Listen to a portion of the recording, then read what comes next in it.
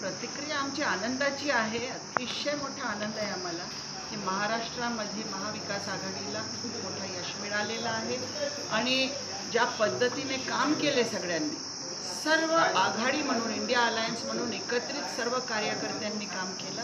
कुठेही कुणी राजकारण आणलं नाही मध्ये की ही पार्टी आहे ती पार्टी आहे, सगळ्यांनी मिळून केलं. याचा हा विजय असं मला वाटतं. आज राष्ट्रवादी शरद पवार सुद्धा यशस्वी झालेली आहे. 80% निकाल आमच्या निघालेला आहे.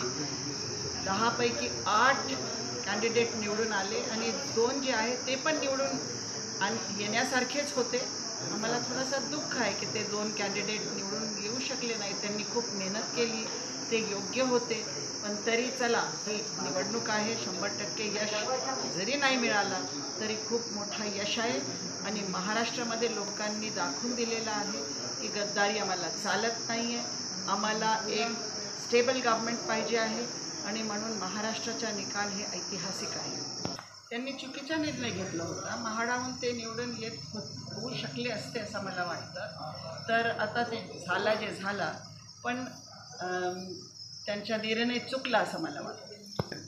हे आमच्या सगळ्यांची विजय झालेला आहे. शिवसेनेची हॅट्रिक झाली, आमच्या खासदाराची हॅट्रिक झाली, पण विजय तर इंडिया ब्लॉकचा आहे असं मला सांगायचं.